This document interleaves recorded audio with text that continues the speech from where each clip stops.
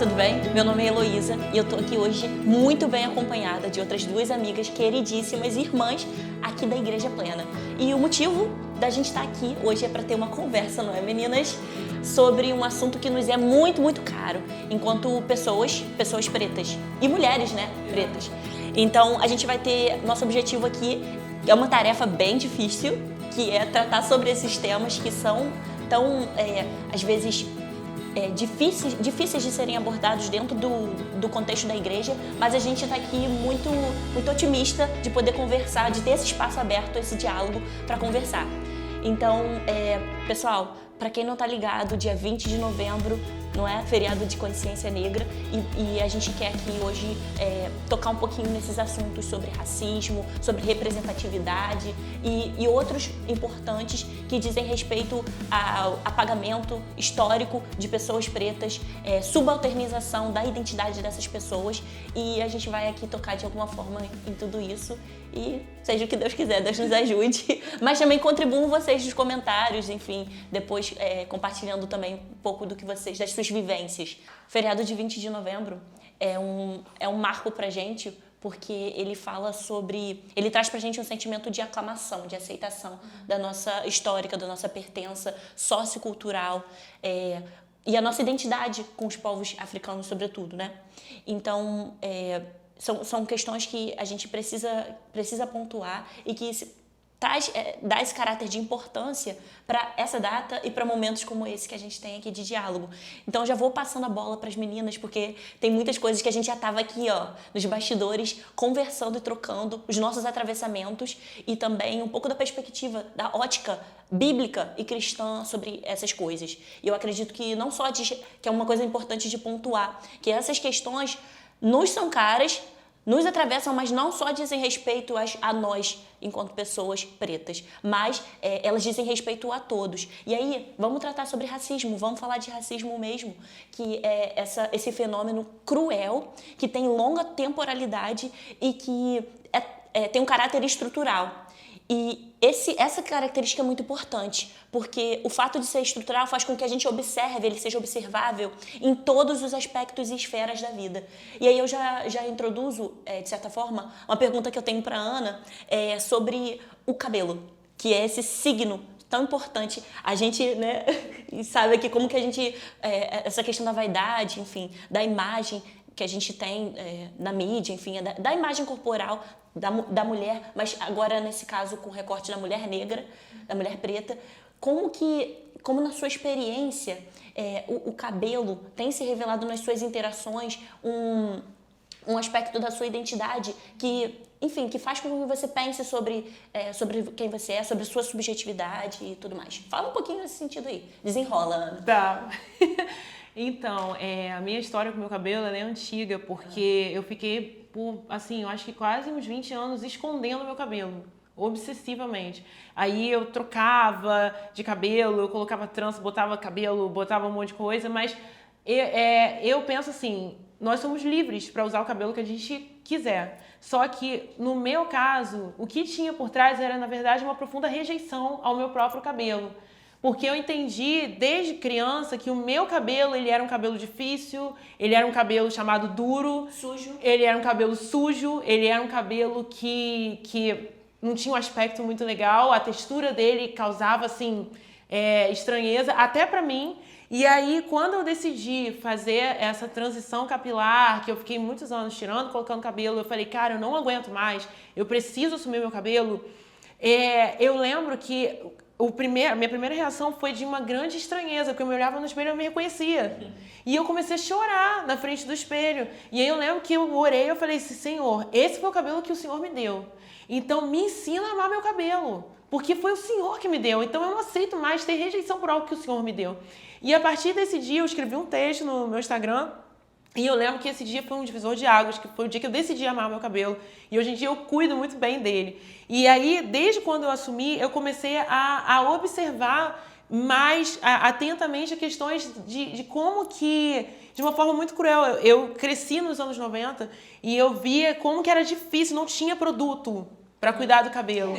Isso é tudo muito recente. Hoje em dia, sim, hoje em dia tem uma grande gama de vários produtos, mas não tinha. Então você era obrigado ou a alisar, ou a passar Enel, ou então usar trança. Ou Canecalon. Não tinha pente pro nosso cabelo. Não tinha pente. Meu cabelo não tinha o pente para quebrar. Quebrou já dente de pente, porque o pente não tinha estrutura para pentear meu cabelo. E aí eu acho que isso para mim foi uma libertação, assim, porque hoje em dia eu amo tanto meu cabelo, eu cuido tanto dele, sabe, com tanto carinho. E eu acho que isso eu acho interessante estar tendo esse movimento, né, de transição capilar. Que eu consigo observar, né, e você vê que cada dia mais crespas por aí, andando por aí, né. E eu acho isso, assim, maravilhoso, sensacional. Eu fico maravilhada e eu fico experimentando cremes, mas, assim, em relação à identidade, eu acho que o nosso cabelo está profundamente ligado. É ele que singulariza a gente. E aí eu fico observando que nenhum cabelo é igual ao outro, nenhum cabelo crespo é igual ao outro. E também, você foi uma pessoa que me incentivou muito a assumir meu cabelo. É que o meu cabelo tá assim, mas ele também é um black, né? É um black, exatamente. Porque eu lembro de você chegando aqui na igreja com o seu cabelo crespo. Eu lembro que eu falei assim, como é que ela tem coragem de andar com o cabelo crespo por aí? Eu ficava assim. Aí eu pensei assim, aí eu fui olhando assim, sabe? É bom você ter essas pessoas que são referências, né?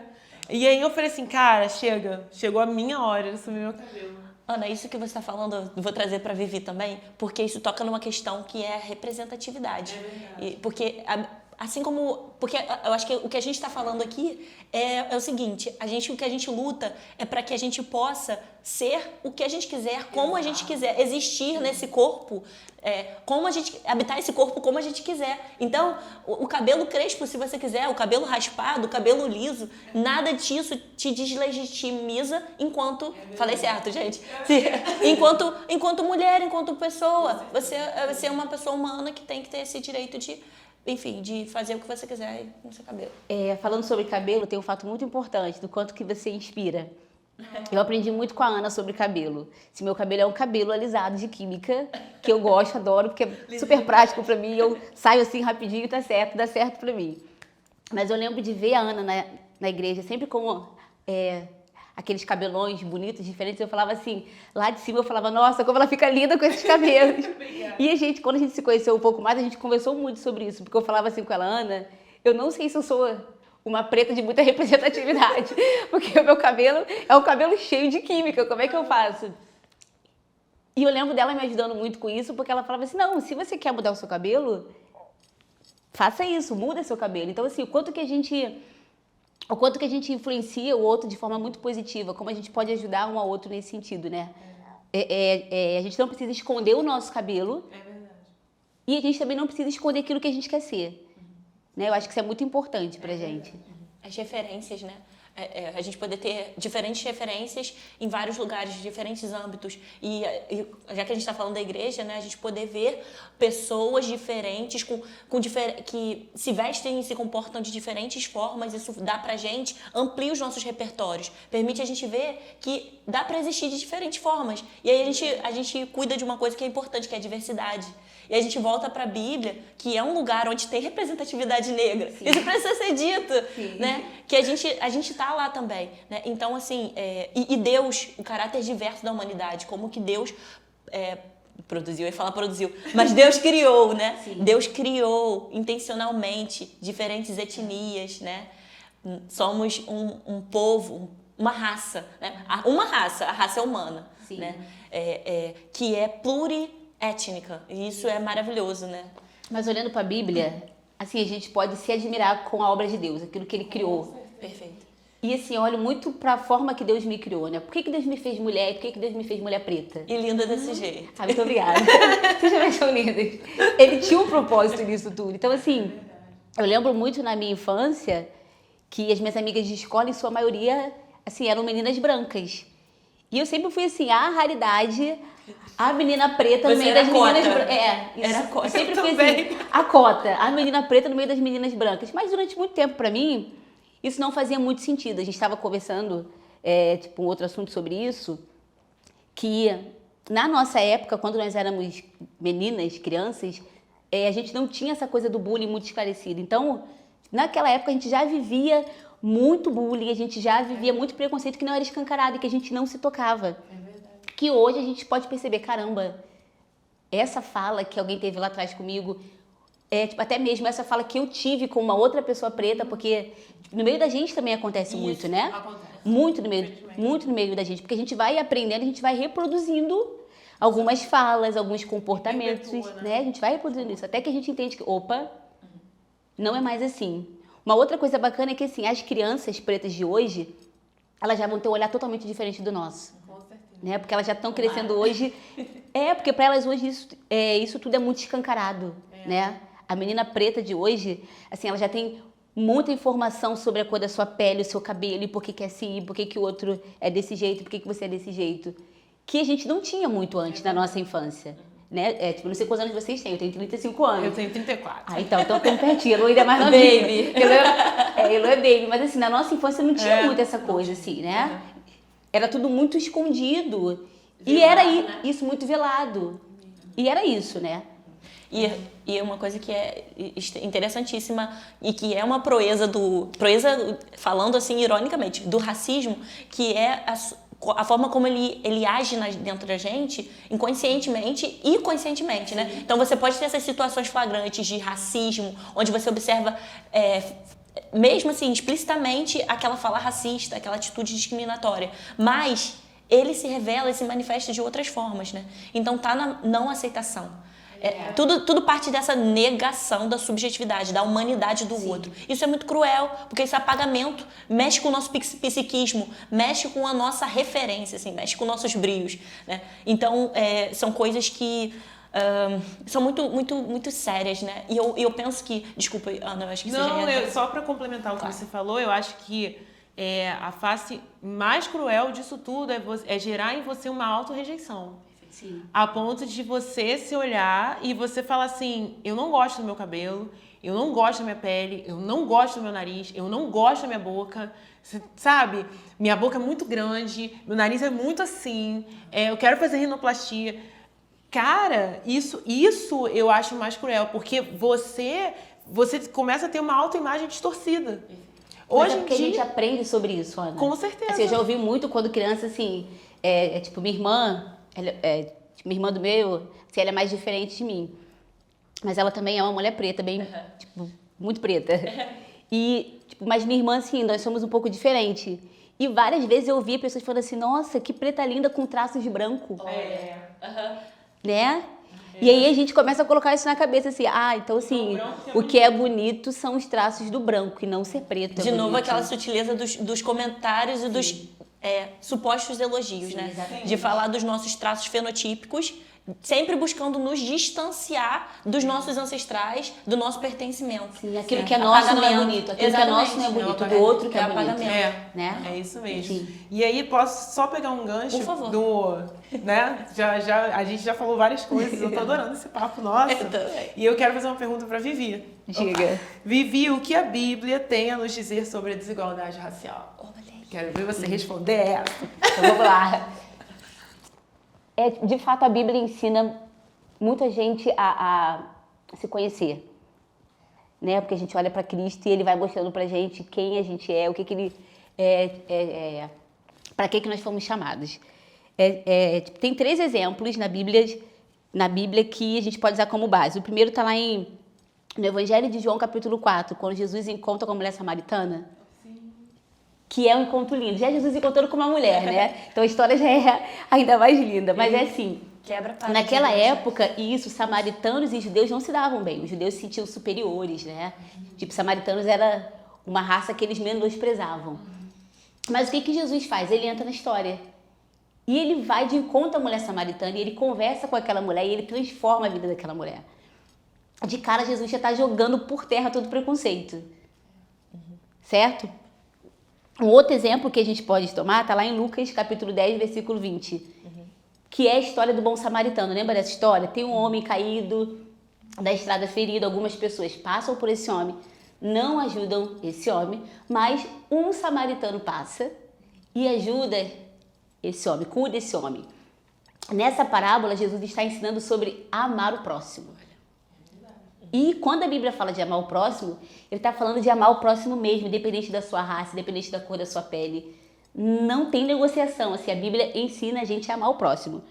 Um outro exemplo interessante que a gente pode usar está lá em Atos 10, quando Pedro guiado pelo Espírito Santo de Deus, orientado pelo Senhor, ele é enviado à casa de Cornélio, que era gentil. E aí Pedro arruma um sério problema, porque Pedro não podia se misturar com os gentios. O que Pedro não sabia era que o Senhor estava também tratando nele esse preconceito, porque Pedro de cara, ele também fica meio que assim, reativo de não querer ir. Mas o que ele faz? Quando ele chega lá, ele começa a perceber que Deus, ele não faz acepção de pessoas, não tem distinção para Deus.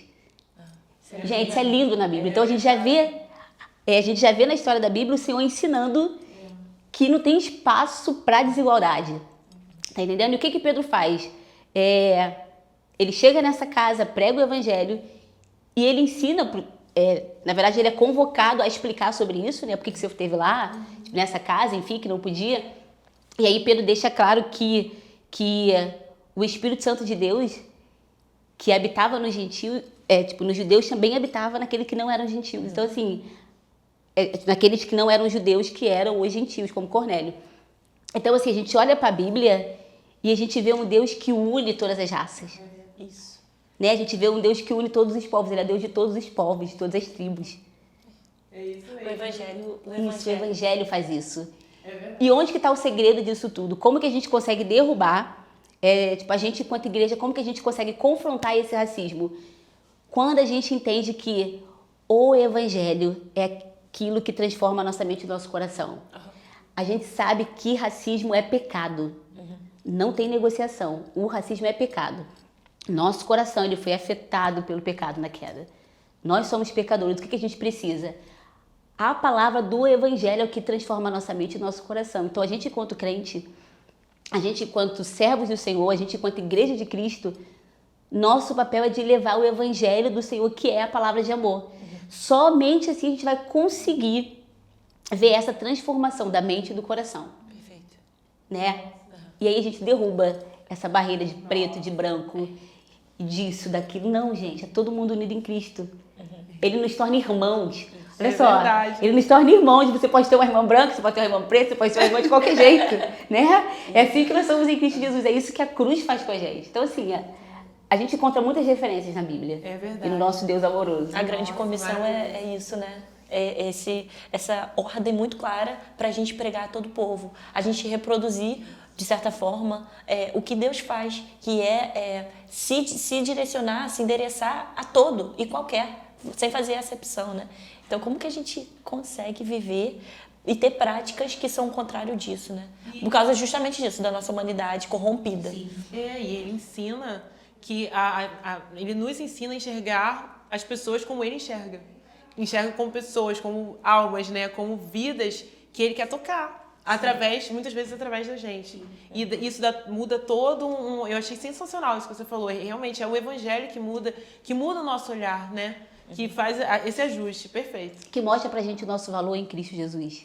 Isso. Né? Acho que isso é muito importante, né? Quando a gente entende que a gente tem valor em Cristo, né? Perfeito. Vamos lá, Elô. Então, traz pra gente um pouco da história, pra gente entender um pouquinho mais sobre isso. Ok. Bom, assim, a gente, todo momento aqui, o que a gente trouxe tá muito atrelado a uma situação emblemática dessa questão do racismo, que é a escravização. Então, tudo isso é desdobramento, é o racismo se refazendo no tempo de hoje, né? A Vivi estava falando, e hoje a gente tem muito mais informação, as coisas estão muito diferentes, e é verdade, absolutamente. Mas o racismo, por causa dessa... É complexo, né? A gente vive numa sociedade complexa, com muitas pessoas diferentes, com várias dinâmicas acontecendo a nível social, a nível econômico e etc. Então, a gente vive nessa sociedade com várias dinâmicas sociais ocorrendo, que fazem com que, às vezes, a gente não consiga identificar tão claramente as sutilezas, os desdobramentos da escravização, do apagamento e da negação histórica de nós, né, enquanto essas pessoas. Não só nós, né, a gente também pode falar aí dos indígenas, pode trazer outros grupos, outros coletivos. E aí, assim, nós temos acesso à informação, nós temos muito mais acesso à informação, mais representatividade, nós temos muitos ganhos e temos dado muitos passos em função de diminuir a desigualdade racial, de diminuir também a desigualdade racial no aspecto econômico, porque vocês podem reconhecer isso, a gente vê nos dados, a desigualdade econômica está muito também atrelado às pessoas pobres, o perfil de pessoas pobres, né, ou mais desfavorecidas, melhor colocando, na sociedade, em geral, recai sobre essa população negra. E aí, todas essas dinâmicas acontecendo, assim, a gente precisa não só estar diante dessas informações, mas interagir com a informação, no sentido de procurar compreender, debater, conversar, se sensibilizar, né? Buscar se sensibilizar. E isso passa por não apenas fazer uma leitura, mas pela gente ter uma empatia no nosso cotidiano e a gente procurar entender, às vezes identificar as situações de injustiça, as situações de menosprezo. O que mais, né, que a gente observa no nosso dia a dia? De agressividade, que a gente tocou aqui da questão da mulher, que de acordo com os dados são as que mais morrem, né? Então o corpo da mulher, ele é muito violado, ele é muito violentado, né? Então, e também, eu acho que uma outra coisa que eu posso trazer de contribuição, que também é desdobramento dessa questão da escravização, e eu falo escravização com muita intencionalidade, porque nós não nascemos escravos, ninguém nasceu escravo, né? Houve um processo intencional de escravização, de domínio sobre o outro, né? Que gera essa hierarquização, né? De preto, branco, um é superior ao outro. E aí essa contribuição que eu gostaria de dar é com relação a esse recorte de classe, que a gente tem acesso hoje, somos mulheres que têm um nível de escolaridade específico, né, que conseguimos circular e chegar a lugares que a realidade, infelizmente, não é a realidade da maior parte das mulheres e das pessoas da nossa etnia. Então, assim, muita luta ainda pela frente, e da gente poder estar nesses lugares tendo essa consciência de que, consciência negra, a gente volta pro mote da nossa conversa, né? Que existe muito a ser feito ainda em termos de conversa, em termos de sensibilização, espaços para diálogo, né? E também oração, né? Eu acho que é isso que a Vivi estava trazendo. A gente está aqui trazendo essas pautas, né? Nós temos essa pauta que é cara pra gente, como existem outras pautas sociais, não estamos falando aqui de modo algum que isso aqui que a gente está falando é uma bandeira que é mais importante do que outras, né? Uma problemática mais importante a ser tratada. O que a gente quer defender o respeito, prezar pelo amor às pessoas, que é justamente o que a palavra fala, né? E aí a gente procura aqui, humildemente também, com a nossa experiência, falar sobre essas coisas que nos atravessam tanto, né, da nossa experiência. Sabe uma coisa que eu acho interessante a gente falar também? Do nosso lugar na nossa igreja, nossa igreja local, que é uma igreja que cada uma pode falar um pouquinho de quando chegou aqui, né? Quando eu cheguei aqui na Igreja Plena de Caraí, que eu fui muito bem recebida pela igreja e hoje lidero o grupo de música da igreja. Esse meu convite para liderar o grupo de música da igreja não é porque eu sou uma mulher preta, é legal ter uma mulher preta lá em cima no palco, ou ter uma mulher preta. Isso, cotista, né? Não foi porque assim, é legal ter uma mulher preta na liderança porque pega bem para a igreja. Não foi isso. Um ponto muito importante e que fez muita diferença para mim é que quando eu cheguei nessa igreja eu fui vista pelo que eu sou. Sabe? Sim, eu fui reconhecida pelo que eu sou e pelo meu talento, pela graça, a graça de Deus, o talento que eu tenho foi dado por graça e misericórdia de Deus. Mas quando eu cheguei nessa igreja, eu fui vista pelo que eu sou e não porque ela é uma mulher preta que precisa de um lugar, sabe? Que precisa da cota. Não, mas pelo que eu sou. Eu acho isso muito importante, porque assim, as pessoas dentro da igreja, os meus amigos aqui dentro da igreja, as pessoas que conversam comigo pelos corredores da igreja me tratam dessa forma. Pode ser que tenham pessoas que vêm aqui e que têm muito preconceito, pode ser que sim. Né? A gente recebe muitas pessoas na igreja, são pessoas sendo transformadas pelo seu tempo todo, pode ser que sim. Mas eu acho importante a gente falar disso, do lugar que a gente tem na igreja e do quanto isso é importante nas igrejas. Porque assim, a gente olha, se a gente for olhar hoje para as igrejas, a gente não pode generalizar. Vamos falar das igrejas aqui em Niterói. A gente quase não vê pessoas pretas nas igrejas, por exemplo, aqui no bairro de Caraí. De novo esse recorte de classe. Isso, de novo isso, de classe social. Se a gente vai nas periferias aqui de Niterói, as igrejas, nas favelas, nas comunidades, as igrejas estão lotadas de mulheres pretas, pastoras, diaconisas, líderes, Muito ativas. Muito ativas. Mas, assim, nas igrejas que tem uma outra classe social, a gente quase não vê pessoas pretas, né?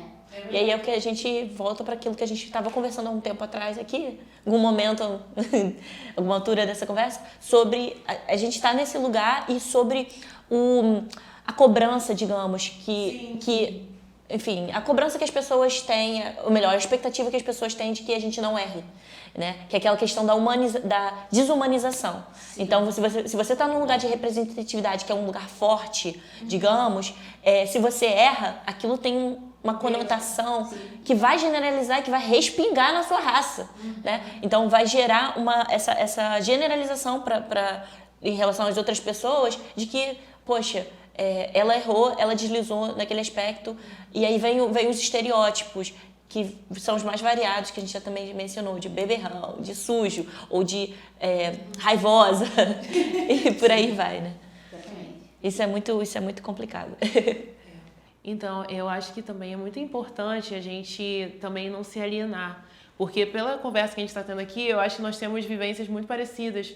Nós crescemos em ambientes muito embranquecidos, vamos dizer assim. E tivemos acesso a privilégios. Nós somos privilegiadas, exatamente. Verdade. Nós tivemos acesso a coisas que a maioria das mulheres pretas não tem.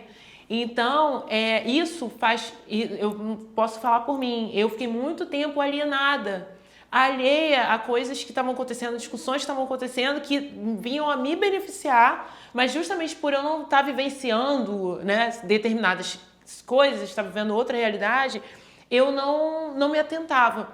Então, é muito importante também a gente não se alienar, a gente trazer essa coisa vamos dizer assim, mais pedagógica, né? Olha, o meu cabelo, você não precisa botar a mão no meu cabelo, tá tranquilo, entendeu? Eu aceito o seu elogio, obrigada, mas sabe, eu tô usando essa questão do cabelo que é algo que tá muito recente, muito latente pra mim, mas eu acho que é muito importante, assim, nós três aqui, né, que estamos nessa posição e nós estamos aqui com uma responsabilidade muito grande, porque a gente está sendo porta-voz da igreja. Então, assim, eu acho que é muito interessante a gente estar sempre nessa posição, assim, de... né, trazer, né, estar sempre atento às coisas, entendeu? E também sempre aprendendo, né, na posição de sempre aprender também, né? Sim, é importante. Um outro ponto importante também é que a gente não conquista nada na base da agressividade. Verdade. A gente sabe que a luta, ela é muito importante. Sim. E nós somos muito gratas, assim, a todos que lutaram até aqui, né? Porque se a gente está aqui hoje é porque algumas pessoas lutaram muito pra gente ter esse lugar que a gente tem hoje, esse espaço que a gente tem hoje. Então, assim, eu sou muito grata por isso.